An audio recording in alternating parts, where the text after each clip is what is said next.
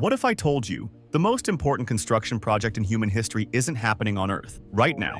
As you watch this video, thousands of engineers are quietly building something that has never existed before. Not a city, not a weapon, not even a space station, a civilization on another planet. And the man behind it?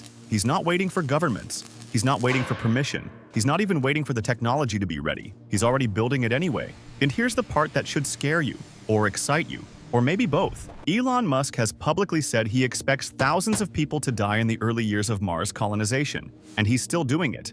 That's not a warning. That's not a disclaimer, that's the plan. Because to Musk, humanity staying on Earth is the greatest risk of all. And everything he has built in the last 20 years has been pointing toward a single, almost insane goal: making humans a multiplanetary species, before it's too late. So buckle up, because what you're about to learn will either restore your faith in the future or completely shatter it. If you want to know the secrets the mainstream media isn't talking about, hit that subscribe button right now, because this channel is where the real story lives. In 2002, a 31-year-old walked into a room of NASA scientists. He had a plan. A wild, borderline delusional plan. He wanted to send a greenhouse to Mars, just to prove something could grow there. The scientists laughed. They actually laughed. That man was Elon Musk, and he left that meeting with something dangerous burning inside him.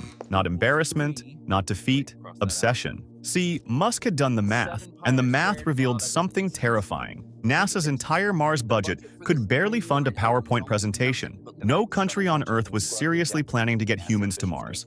Not in 50 years, not in 100.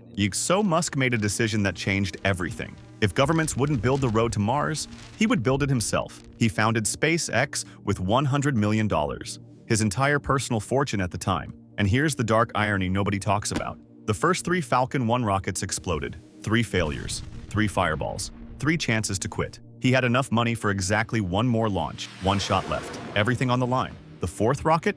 It worked. And in that single moment, the entire future of human civilization shifted. Because Musk didn't just save SpaceX that day. He proved something far more dangerous. That one obsessed human with enough will can do what entire governments couldn't. And that was just the beginning. The real infrastructure? That story is far darker, far bigger, and far more inevitable than you think. Most people think SpaceX is a rocket company. They're wrong. See, SpaceX is a Mars infrastructure company disguised as a rocket company. And the difference? It's everything. See, getting to Mars isn't the hard part. Not really. The hard part is doing it cheaply enough to move millions of people there. Think about it. A single NASA shuttle launch cost $1.5 billion.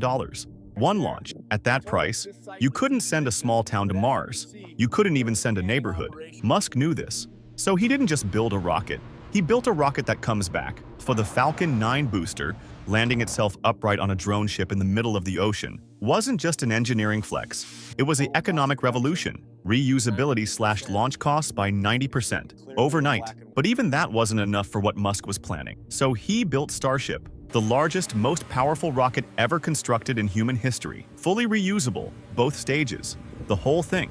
Designed to carry 100 people per flight. And here's where it gets truly unsettling. Say Musk's target cost per Starship launch around $1 million. Do you understand what that means? A ticket to Mars, eventually, cheaper than a luxury car. He's not building a rocket, he's building a bus route to another planet. And once the tickets get cheap enough, the real question isn't can we go to Mars? The question becomes, who gets to decide who goes? That answer is more complicated than you're ready for.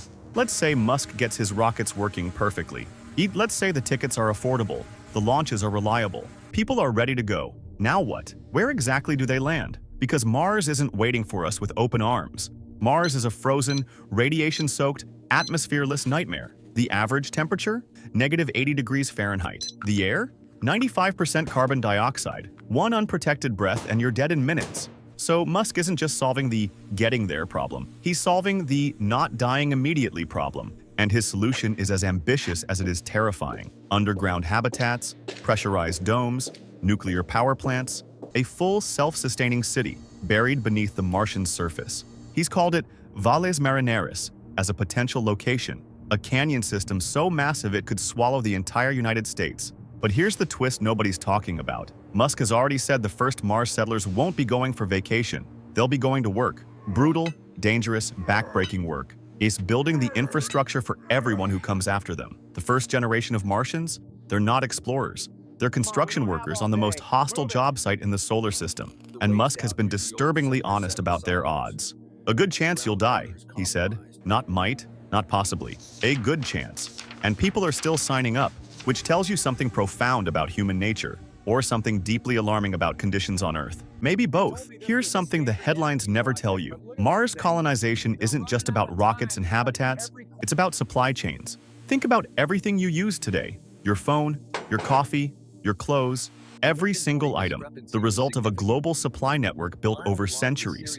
Mars has none of that. Zero factories, zero farms, zero hospitals, zero internet infrastructure. Everything needs to be built from absolute scratch. So Musk didn't just build SpaceX. See, he built an ecosystem. Tesla? That's not a car company. That's a battery and energy technology company. The exact technology Mars colonies will depend on for survival. Boring company? Underground tunnel systems. The same concept Mars settlers will use to build pressurized underground cities.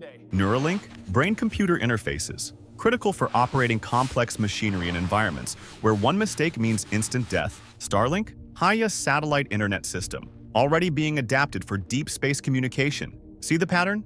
Every single company Musk has built fits together like pieces of a puzzle that only makes complete sense when you zoom out far enough. And when you do zoom out, the picture is breathtaking and slightly terrifying. Because this isn't the plan of a businessman. This is the plan of someone who genuinely believes Earth has an expiration date.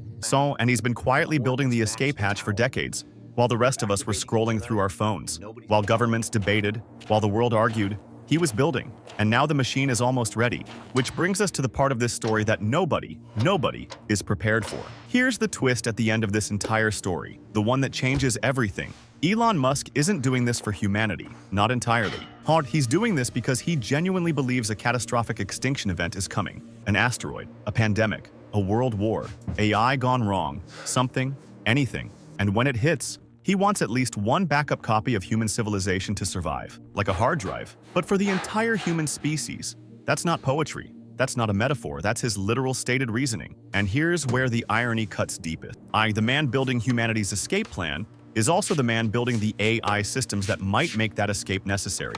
Think about that for a second. Really think about it. He's simultaneously lighting the fuse and building the bunker. Now here's the final question, the one that will stay with you long after this video ends. When that first Mars city is built, who makes the rules?